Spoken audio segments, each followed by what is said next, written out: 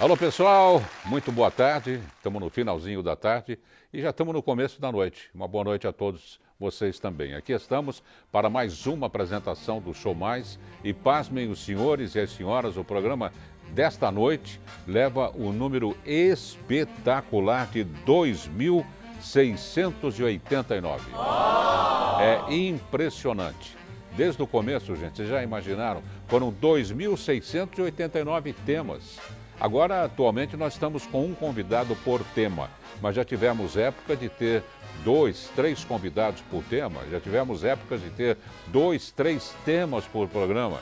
Então, vocês podem multiplicar por 3 aí tranquilamente, o que dá aproximadamente uns 8.000 convidados que por aqui passaram para... espetacular! Para declinar sobre suas especialidades. O programa de hoje é muito interessante. Ele vai ter um cunho, um caráter didático, explicativo, porque a gente ouve tanto nos noticiários, tantos termos novos, tantas conjecturas políticas, que é duro de você entender o que está acontecendo. Nós estamos recebendo com muito prazer para o tema judicialização da política brasileira, o advogado e professor de Direito Penal, Dr. Ilmar Muniz, que também é vice-coordenador do Partido Republicano da Ordem Social, o PROS, na região do ABCD, e vice-presidente do Diretório de Santo André, São Paulo. Secretário também adjunto de Assuntos Jurídicos do Diretório Estadual. Muito obrigado, doutor Muniz, por ter comparecido. Prazer muito grande recebê-lo aqui no nosso programa. Dárcio, o prazer é meu, é sempre uma felicidade, convite de amigos e pessoas boas. Muito obrigado por ter vindo. Judicialização da política, né? Então é o judiciário entrando, não é? No néctar da política, tomando conta do legislativo, não é? Se bem que os poderes são bem definidos, mas está havendo uma mixagem, né, doutor Muniz? Está havendo uma mixagem. Ela é positiva? Exatamente. Os poderes, eles não têm como se separar, são siameses na sua conjectura e construção. No entanto, o que nós estamos agora observando, e é interessante que todos nós percebemos isso, é que a interferência do judiciário na política e da política no judiciário tem aí transformado o nosso dia a dia em crises institucionais, em falácias e muitas vezes, Dárcio, nos trazendo aí a sensação de que não somos representados aí nem sequer pela justiça e nem sequer pela política. Então eu não estou vendo como positivo a interferência diária do judiciário. Porque um tomando conta do outro também, Exatamente. Né? Tem esse aspecto positivo. Sim, é um aspecto necessário. Até a própria Constituição Federal nos prevê isso quando fala que os poderes são harmônicos e aí, mas mesmo assim, são uma forma de conjectura entre todos eles. No entanto, o que me assusta um pouco é a novelização de tudo isso. O judiciário, ele tomou uma proporção hoje importante que tudo que se acontece no mundo político, nas decisões políticas, o judiciário levanta a mão e quer dar palpite. E aí começa a pergunta se a função do judiciário não está se extrapolando. E ele não pode ter interesse político também, né? Não poderia. O que nós estamos vendo, infelizmente, é que se distancia um pouco, viu, Dárcio? Eu tenho tomado um susto, porque quando nós estudamos direito, vamos para a faculdade, depois como professor para lecionar, a nossa visão é muito romântica sobre o que é política e sobre o que é direito. E hoje os noticiários nos mostram, e aí também as delações premiadas nos mostram, que o que acontece é um grande samba de favores. E isso é assustador, porque quando você vê que o ministro do STF está interferindo numa decisão política, não por questões jurídicas, mas sim por questões aí partidárias, assusta um pouco porque nós não sabemos se ele está julgando, ou está legislando, ou está aí se apropriando. Ou está fazendo política. Ou está fazendo política, exatamente. Agora, é um fenômeno mundial. Eu dei uma olhada na Suécia, no Canadá, na Alemanha, nos Estados Unidos, na Itália. Existe esse tipo de mixagem, digamos assim. Qual é a experiência que se tira, o néctar que se tira dessas experiências de outros países? Infelizmente, nós temos hoje no Brasil uma situação um pouco sui generis, que no direito nós falamos um pouquinho diferente. Por quê? Nossa cultura infelizmente, nos carregou para uma discussão que o judiciário sempre deveria ser algo independente para poder julgar os nossos políticos. E, na verdade, essa mixagem de outros países nos mostra que o judiciário, mesmo estando interferindo, ele ainda é autônomo para poder julgar. Ele consegue justamente afastar aí a visão do poder e sim da lei ser cumprida. No caso do Brasil, nós percebemos que de 2014 para cá, com o início da Lava Jato, não se está tendo a certeza que no final do frigir dos ovos teremos políticos realmente punidos. E esse é meu risco e esse é o medo que eu tenho alertado as pessoas. Notare bene, né? Vamos prestar atenção, porque fisicamente falando, os protestos que aconteciam no Congresso, faixas e gritos, que é uma manifestação legítima, desde que se mantenha a ordem, não é? Esse tipo de protesto está passando para o espaço do Supremo Tribunal, não é? Então é uma demonstração clara, física, repito, palpável, não é? Da força do Supremo, né? Sem dúvida. Então, o que me assusta, e eu posso aí mostrar com a situação que aconteceu, é justamente no julgamento da chapa Dilma Temer. Quando você vê dois ministros discutindo a sensação de quem deveria aparecer mais. E nós temos nosso eminente ministro Gilmar Mendes, que numa das frases, na minha opinião, foi infeliz quando diz: modéstia às favas, mas o senhor só aparece hoje como ministro por minha causa. Então, quando você tem essa visão e você percebe que o judiciário está necessitando se expor na mídia e essa novelização da coisa, e isso é função da política, porque o político precisa aparecer para ele conseguir voto, para ele conseguir o seu público. O judiciário não, o judiciário tem que ser serene, o judiciário tem que ser, na verdade, restrito aos autos. O juiz não fala na Câmara, o juiz fala nos autos. E isso está trazendo essa manifestação, essa espetacularização para dentro dos nossos juízes. Isso é um risco. Nossa, eu vou até puxar um tema aqui importante para que vocês entendam. No caso aí da Satyagraha, lembra da Operação Satyagraha, Castelo de Areia? Nós tínhamos um delegado valentão, nós tínhamos um promotor de justiça valentão, que hoje estão expulsos das suas grandes redes. O delegado está até procurado na justiça. Por quê? Não porque, na minha opinião, tenha sido o maior criminoso do mundo, mas porque confundiu a sensação de espetáculo que a juventude, a imaturidade, as palmas está fazendo com o nosso judiciário. Esse é meu medo. Então, quando você noveliza a coisa, que você quer aparecer na televisão, Darcio, e nossos queridos amigos que estão nos assistindo, quando você quer aparecer demais e você está na função de juiz, você corre um risco de atropelar o devido processo legal. Isso influencia o corpo judiciário? Sim, sim, muito. Então, na Lava Jato mesmo, eu espero que os nossos aí, representantes jurídicos, digo delegados, procuradores e o nosso juiz, Sérgio Moro, tenha a serenidade para poder julgar. E saia um pouco da questão da gravata borboleta, porque isso é prejudicial. Lá na frente nós vamos ter, infelizmente, políticos corruptos, políticos condenados e sabidamente corruptos, que vão conseguir anular um processo porque houve aí uma interferência midiática que acarretou numa nulidade. Agora, até que ponto você acha que o corpo judiciário influencia, digamos assim, e sofre pressões também externas para as suas decisões? O judiciário ele é levado, na verdade, como qualquer outro órgão e qualquer outro ser humano que está atrás de uma cadeira que decide uma situação, em ver o que a sociedade o atinge. E nesse caso, a sociedade, não sei, às vezes também com seus anseios particulares, colocam ao judiciário a necessidade de responder imediatamente aquilo que nós queremos, que é a prisão dos políticos, que é a condenação, que é isso, que é aquilo, outro. E porque ele se envolve pela mídia, são exatamente, seres humanos também, com certeza. Né? E aí fica uma sensação de como você, como juiz, e eu entendo os juízes, como você, como magistrado, conseguiria ir contra uma vontade popular. Essa é a sensação. Para que você entenda, e eu vou trazer um caso que não tem nada a ver com política, é o caso dos Nardones. Você recorda como é que foi a decisão? A decisão foi, parou o jornal, estava passando acho que um filme na época, parou, entrou um plantão e a sentença foi lida, na verdade, para todo o Brasil. Então, o juiz já tinha a necessidade de condená-lo daquela forma. Todos os juízes, as pessoas que estavam ali como jurados, já tinham na cabeça que se não condenasse os Nardones, e não estou aqui absolvendo eles, porque foi devidamente provado que eles cometeram o ato. Mas, nem entrando no mérito. Não é o mérito da coisa exatamente, mas você perceba que o corpo de jurados, que são pessoas comuns, que não são juízes, que são professor, bancário, que estavam ali julgando, se sentiram pressionados, e muitos falaram isso depois, da mediação da coisa. E o juiz no mundo político é a mesma situação. Quem é o juiz hoje, dentro da pressão psicológica que o tinha, que vai conseguir libertar, por exemplo, o Eduardo Cunha? E que eu acho que tem que ser condenado sim pelo que fez. Mas qual é o juiz que conseguiria absolver Eduardo Cunha na pressão social que nós vivemos? Não tem condições.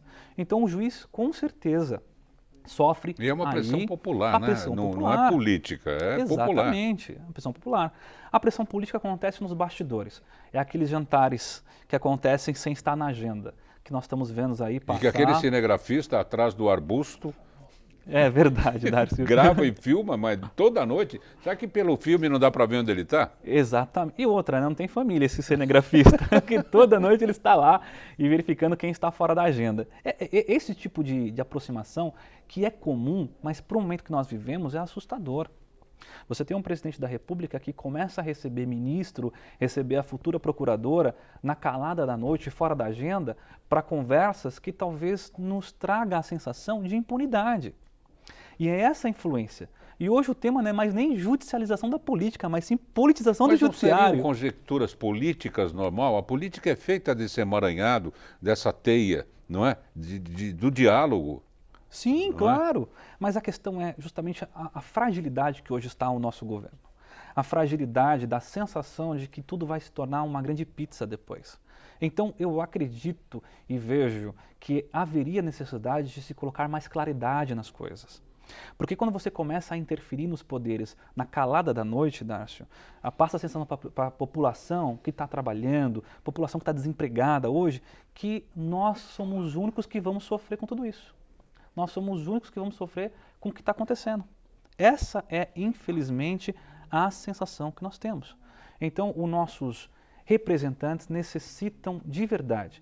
Se querem ter as reuniões, coloquem as claras. Fala qual que é a conversa. Ah, mas tudo não passa aí de umas conjecturas políticas necessárias. Sim, mas o momento político é de fragilidade. E nós, brasileiros, queremos ter mais ainda a visibilidade do que acontece. E o professor, eu ia falar do presidente Michel Temer, professor também, Sim, não é? professor de Direito. Eu tive a honra, não é, de ter feito pós-graduação na Pontifícia Universidade Católica de São Paulo, tendo como mestre o Dr. Michel Temer. Não é? Então ele deve, a princípio, ser um grande defensor da Constituição, que é a grande carta, não é, que rege absolutamente tudo. É só respeitá-la que dá tudo certo.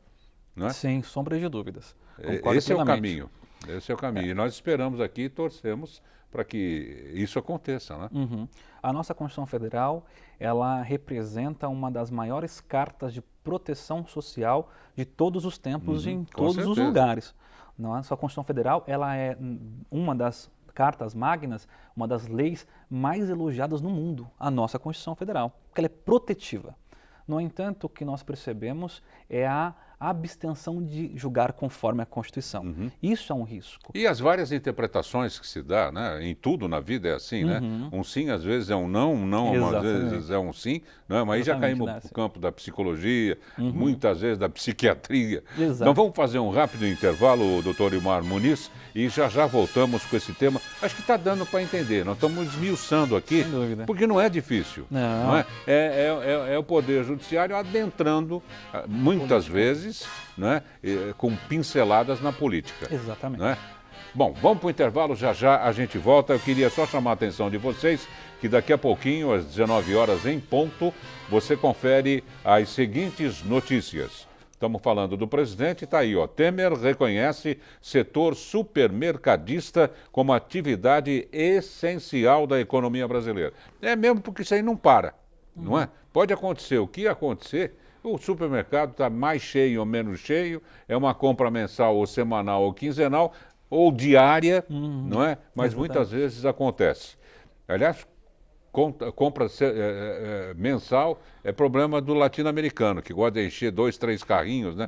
Na época boa. Nos outros países, gente, todo mundo vai no supermercado todo dia, compra um litro de leite, 2, 3 pãezinhos, é pouquinho. É pouquinho, não tem essa gastança, não é? O governador Geraldo Alckmin inaugura mais um terminal metropolitano A pessoa deve estar falando, que gastança, Darcy, que gastança, nós estamos tudo aqui de bolso vazio.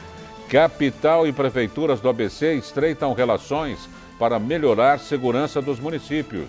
Que tá frágil mesmo, hein? Pirelli escolhe Santo André como Centro Mundial de Pneus Agrícolas. Isso é muito importante, mais empregos.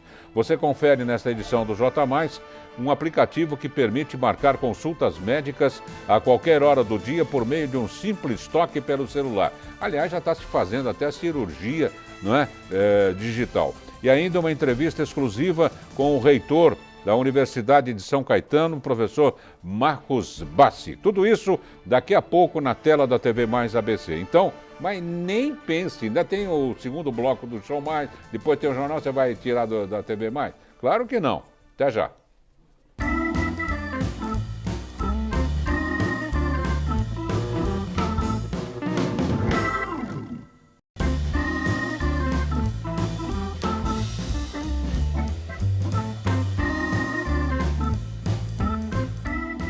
Atenção, a TV Mais adverte. O programa Show Mais causa dependência cultural.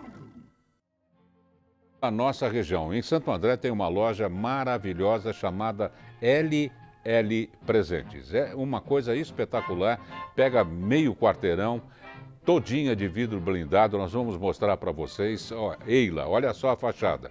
A loja toda é um showcase. Vamos cair para dentro, que nem diz o outro, olha aí.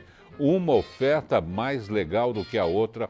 Ah, Darcy, essa loja é muito chique, é muito fina, deve ser caríssima. Pior que não. É uma loja com preços bastante acessíveis para lista de casamento, presente de aniversário, batizado. É qualquer coisa que você precise. Para você mesmo ter a satisfação de comprar alguma coisa para sua casa, dê um pulinho na LL, mas vai com tempo, viu? Estacionamento farto, as meninas são super, hiper, mega Uber agradáveis. Dê um pulinho lá. LL Presentes, Rua Laura, 740, na Vila Bastos, em Santo André. Estamos de volta com o tema desta noite, judicialização da política brasileira, recebendo com muito prazer o advogado e professor de Direito Penal, Dr. Ilmar Muniz. Dr. Muniz, há também uma corrente que defende uma tese que eu acho muito interessante também, né, da participação de outras pessoas no julgamento das matérias do Congresso Nacional. Porque como é que um deputado federal, com todo o respeito, pode entender de saúde, pode entender de segurança, entendem de tudo, não é? Então o voto, não é que ele seja suspeito, ele fica meio fragilizado, não é? Agora, vamos supor, estamos falando de uma lei que vai trazer um remédio do exterior para medicina. Ué, eu tenho que ter pessoas que me auxiliem, eu sou apenas portador, não é? Sem interesse político nenhum. Não é? Não adianta laboratório vir daqui, vir de lá. Como se tira? Hoje eu estou falando muito em néctar, mas é a vontade de ver uma coisa limpa, ver uma coisa clara. Como se consegue isso? No envolvimento das pessoas com a política. Não tem jeito. Nós estamos passando aí pela exposição de que político profissional não está dando certo. Por que não está dando certo? Porque o político profissional, essa grande corja que hoje domina, claro que em suas exceções, sempre trazem para o seu grupo de apoio, os seus assessores, pessoas que têm voto. São aquelas pessoas que conseguem lá como líder comunitário trazer voto, que conseguem fazer reuniões, mas não se respalda com uma equipe de profissionais. E esse é o risco, porque justamente ele não tem conhecimento de todas as áreas. Eu, como advogado, não posso ter conhecimento da área da medicina. No entanto, eu tenho como gestor a obrigação de trazer pessoas que têm esse conhecimento. E na política não se faz muito disso. Na política se valoriza muito mais se a pessoa traz voto ou não do que o conhecimento e o mérito do que ele tem aí de aperfeiçoamento. O único modo de nós mudarmos isso são profissionais, não da política, mas médicos, advogados, aí professores se envolverem no mercado, eu digo que é um mercado porque é um balcão tudo isso, mas no mercado político. Não nos envolvendo, isso vai continuar a mesma coisa e vamos ter aí, infelizmente, que suportar políticos que promovem projetos de leis que na sua grande maioria são inconstitucionais, porque nem de direito eles sabem do que estão fazendo. Na época da votação do cinto de segurança, eu como vereador tive o prazer de votar logicamente favorável, Mas fizemos um estudo nos países onde já se aplicava o cinto de segurança, qual o preço que seria cobrado no mercado, quantas vidas e de que tipos de salvamentos ocorrem. Não é? Ficamos encantados com o cinto de segurança. Então foi meio que unânime. Os 55 vereadores da Câmara Municipal de São Paulo, lógico, votaram favorável uma proposta do então vereador, hoje falecido, Murilo Antunes Alves. Não é? Então é uma honra para a gente, não é? Constar nos livros, digamos assim, não é? Pelo menos nos documentos da Câmara Municipal, que votamos favoravelmente. Mas tudo tem que se estudar. De repente não seria legal, de repente teria um grande problema, era apenas um interesse comercial dos fabricantes. Sem dúvida. Não é verdade? Verdade, verdade. Como foi o caso, não sei se o senhor se recorda com certeza sim, daqueles kits de primeiros socorros, que nós fomos obrigados na época a comprar os kits de primeiros socorros. Verdade. Todo mundo comprou, dias depois se viu que não tinha utilidade alguma. E aí todo mundo percebeu que aquilo foi feito para ajudar algumas empresas que vendiam esse kit. E a pergunta se faz, o envolvimento político, ele está em benefício da população ou não? É essa a situação, essa a sensação que nós temos que ter. Essa grande honra que eu recebi agora de saber que o senhor estava na votação. Você, por favor. Me perdoe, é hábito, né? Hábito da profissão. Mas que você estava na votação nos traz a sensação que realmente ainda temos políticos que pensam. Pensam que na questão da colocação do estudo da coisa, se aquilo vai trazer um benefício real ou não, mas isso está, na verdade, na minha opinião, no momento que nós vivemos, em escassez. Nós estamos vivendo um momento de escassez de bons políticos, porque ninguém pensa em gestão pública e sim em poder. Agora, qual seria o caminhar dessa judicialização da política? Para onde nós estamos indo? Se continuar na mesma situação que nós vamos, infelizmente eu tenho a sensação que nós vamos ter um grande jogo de impunidade daqui a alguns anos. Escutem o que eu estou falando. Se continuar o judiciário interferindo dessa forma e na sua interferência sendo mais político do que jurídico, lá na frente vamos ter que anular grandes partes de processos por nulidade processual. Esse é o grande risco. E esse status, não é, operante, digamos assim, ele vai e já está influenciando as assembleias legislativas, as câmaras municipais, não é? Porque se alastra, né? Sem dúvida, sem dúvida. Aí fica a seguinte situação, todo mundo quer ser o valentão. E eu digo isso não desmerecendo o judiciário, muito pelo contrário, alertando os meus amigos e colegas promotores de justiça.